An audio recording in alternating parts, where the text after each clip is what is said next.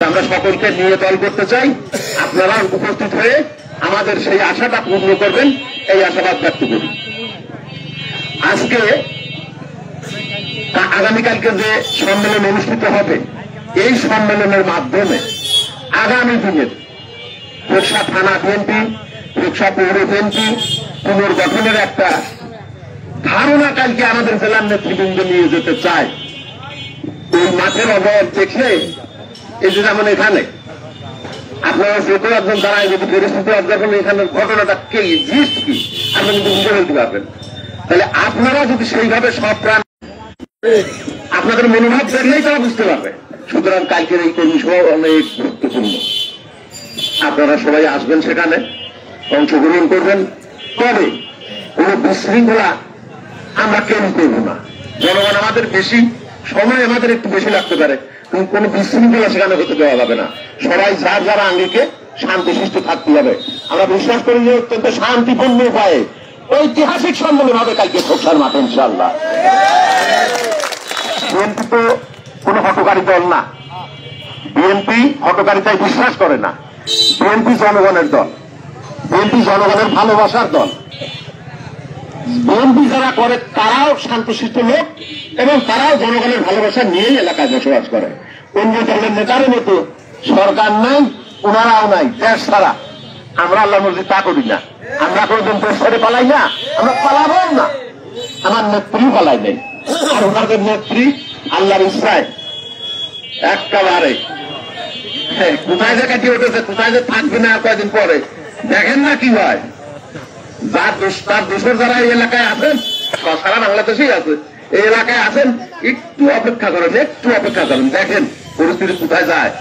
এক একটু 2 মাসের মধ্যে 3-4টে ফাঁসির আদেশ হবে, 3-4টে ফাঁসির আদেশ হবে। আর উঠ লেভেলে যারা আছে তোমাদের বিচার সামনে, একটু ধৈর্য করো। মনে করেছো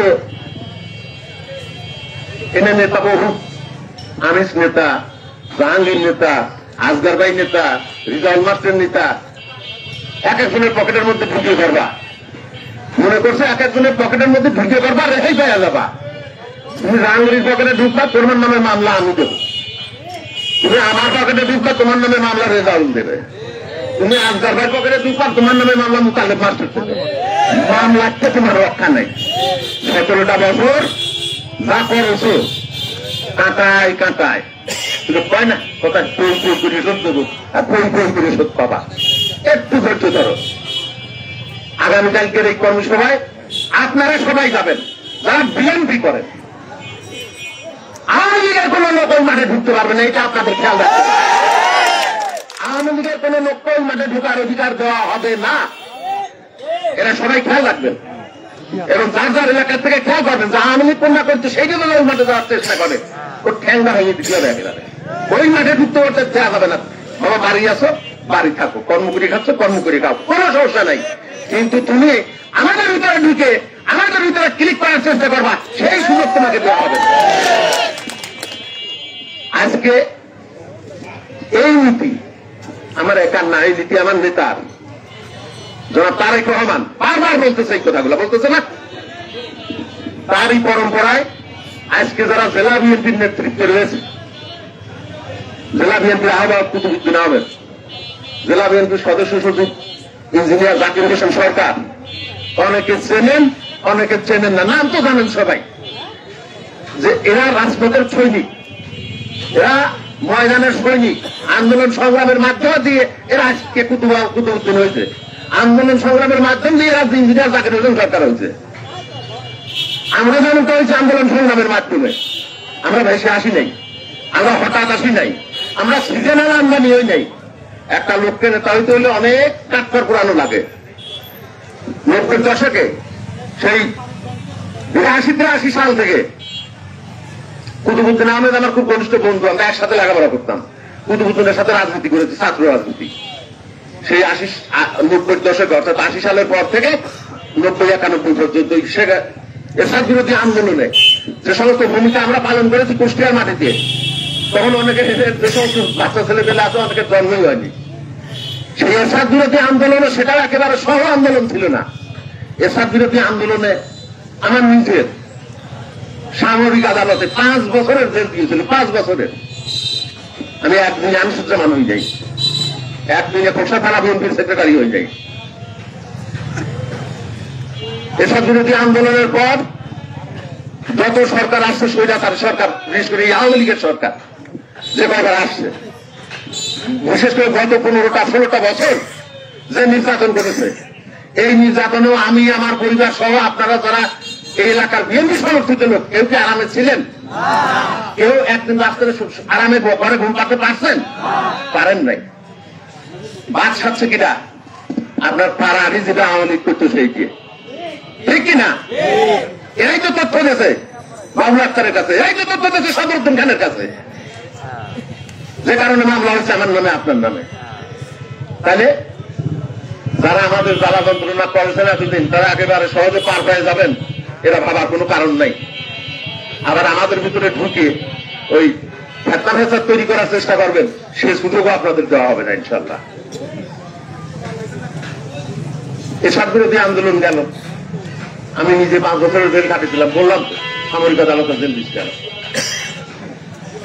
এই স্বৈরাচারের আন্দোলনে, স্বৈরাচার হটাও আন্দোলনে, এই হাসিনা হটাও আন্দোলনে গত 15টা বছর ধরে আন্দোলন সংগ্রামে বিএনপির যত কর্মী সমর্থকরা আছে তারা অংশগ্রহণ করেছে, করে নাই? করেছে। আমিও করেছি, আমার পরিবার করেছে। এই যে বৈষম্য বিরোধী আন্দোলন যেটা বলে, বৈষম্য বিরোধী আন্দোলনে আমার ভাতিজা, আমার ভাইয়ের ছেলে, আমার পরিবারের, আমার সন্তান হৃদয় সজন, নাম শুনেছেন অনেকেই, হৃদয়োজ্জামান সজন, সে নেতৃত্ব দিয়েছে। আল্লাহ না করতে মারা যেতে পারতো, রাস্তায় পারতো না, তো রিস্কটা আমরা নিয়েছি। তাইলে আমরা দলের যে কোনো বিষয়ে দাবিদার হইতেই পারি। বিএনপি একটা বড় দল, অনেক বড় দল, এই দলে নেতৃত্বের প্রতিযোগিতা থাকবে, থাকতে পারে, কিন্তু সেটার একটা মার্জিন আছে, সেটার একটা ক্রাইটেরিয়া আছে।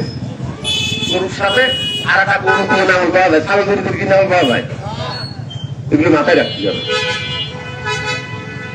তো যাই হোক, আন্দোলন সংগ্রামে আমরা আপনারা সকলে একসাথে যেমন ছিলাম, আগামী দিনেও একসাথে থেকে এই বিএনপিকে সংগঠিত রাখতে চাই, এবং এখানে বিএনপির আগামী পার্লামেন্ট নির্বাচনে বিএনপির প্রার্থী হিসাবে আমি বিশ্বাস করি যে সৈয়দ মেহেদী আহমেদ রুমি প্রার্থী হবে।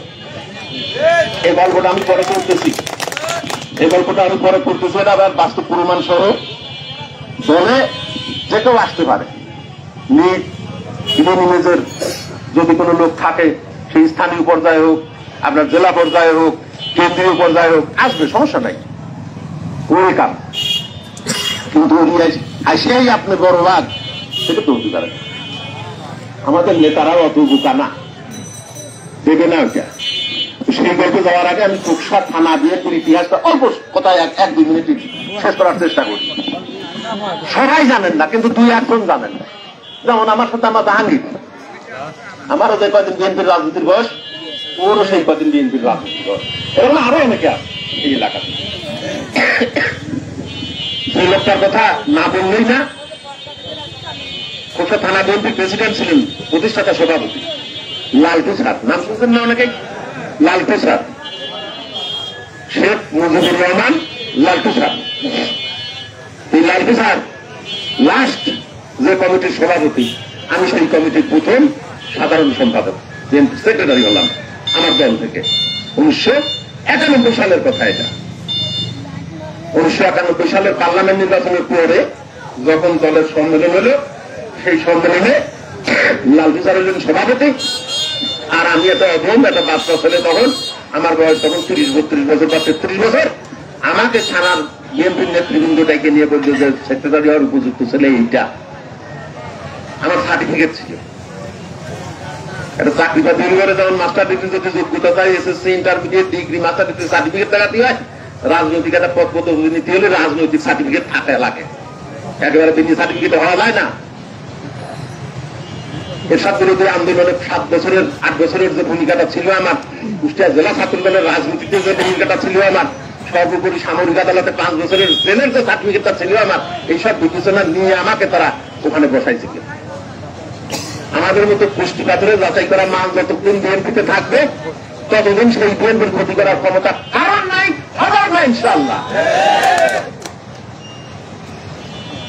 বাদু স্যারের সাথে বেড়ে 1996 সাল পর্যন্ত একেবারে খোকসা থানার প্রত্যেকটা গ্রামে আমার যাতায়াত করা আছে। প্রত্যেকটা গ্রাম কমিটি করেছি, ওয়ার্ড কমিটি করেছি, ইউনিয়ন কমিটি করেছি, থানা কমিটি করেছি। এভাবে যখন সংগঠনটাকে মজবুত করে ফেলা আছে 1996 সালের নির্বাচনে আপনাদের সকলের সাথে নিয়ে, এলাকার মুরব্বীদের সাথে নিয়ে বিএনপি প্রার্থী হিসাবে সৈয়দ মেহেদী আহমেদ রুমিকে বিজয়ী করলাম আমরা আমাদের রায়ের মাধ্যমে, এই এলাকার মানুষের রায়ের মাধ্যমে। তখন তো বিএনপি একটা টপ বুকে ছিল সেই সময় 96 সালে বিএনপি তখন পরিপূর্ণতা পেয়ে গেছে। সেই অবস্থায় 97 তো না 98 সালের শেষের দিকে এসে খোকসা থানা বিএনপিতে আরো তারকাদের আগমন ঘটলে, আরো তারকা আসে। তার আগেই বিএনপি মজবুত সংগঠন অলরেডি হয়েছে, সে কারণেই তো মেহেদী রুমি জিততে পারছে না। কি বলেন আপনারা? সংগঠন দুর্বল থাকলে কি মেহেদী রুমি জিততে পারতো না? তাহলে সেই মজবুত একটা সংগঠনের সাথে তখন আমাদের সাথে এসে একাত্মতা ঘোষণা করলো, দলে যোগদান করলেন সাবেক উপজেলা চেয়ারম্যান সৈয়দ আমজাদ আলী, বীর মুক্তিযোদ্ধা, সাবেক জানিপুর ইউনিয়নের চেয়ারম্যান, বীর মুক্তিযোদ্ধা, খোকসা ওই লিবারেশন পিরিয়ডে যিনি খোকসা হানাদার মানে মুক্তি বাহিনীর প্রধান ছিলেন, আলাউদ্দিন খান। এরা তারকা না খোকসার রাজনীতিতে? এই তারকা দুটো যখন খোকসা থানা বিএনপিতে বুঝে বলল, তখন বিএনপি ইনশাআল্লাহ পরিপূর্ণতা পেয়ে গেল। সেই সময় তখন বিএনপির কাছে জানানোর কোন ক্ষমতা আর খোকসায় কারো ছিল না, তার পরিমাণও আমরা দিয়েছি। পরবর্তী সংসদ নির্বাচনে মেহেদী রুমি জিতেছে এবং পরবর্তীতে যে কয়টা স্থানীয় নির্বাচনে সে কয়টা স্থানীয় নির্বাচনে আমাদের দলের প্রার্থীরা বিজয় লাভ করেছে। মনে নেই আপনাদের? এই জয়গাজা ইউনিয়ন, সমস্ত ইউনিয়ন, গ্রাম ইউনিয়ন সব বিএনপি প্রার্থীরা জিতে হলো না? তো এটা এই সমস্ত তারকাদের অবদান। আলাউদ্দিন খান, সৈয়দ আমজাদ, তাদের সাথে আমরা যারা ছিলাম, আমাদের সকলের সম্মিলিত প্রচেষ্টার ফলাফল সেটা। আমরা আগামী দিনেও এই ঐক্য ধরে রাখতে চাই, আমরা মিলেমিশেই থাকতে চাই। আমরা কাউকে ছোট করে নিজে বড় হওয়ার চেষ্টা অতীতেও করি নাই, এখনো করবো না। যারা বড় তাদের শ্রদ্ধা করবো, সমবয়সীদের কাছে টানবো, যারা স্নেহ পাবার মতো ছোট তাদেরকে স্নেহ দিয়ে আগলে রাখবো। কারোর সাথে কোনো পরিচিতা নাই, আপোষ শুধু একটা জায়গায় নাই, সেটা হলো সংগঠন নিয়ে তুমি সিনিমিনি খেলবা, সংগঠনে থেকে তুমি দালালি করবা, এই জায়গায় কোনো আপোষ নেই। এই জায়গায় কারোর সাথে কোনো আপোষ নাই, সে তুমি যত বড় লাচ্ছায় পাবো না কেন। সংগঠনের স্বার্থ জলাঞ্জলি দিয়ে তুমি নিজেকে লাভান্বিত করবা, এটা যদি টের পাই তোমার জায়গা আমার কাছে নাই। এটা আমি কোনোদিন করি না, এটা আমার নীতির বিরুদ্ধ, আমি করবো না এটা ইনশাআল্লাহ। তো যাই হোক, কথা আর বাড়াই না, মাগরিব প্রায় আসন্ন।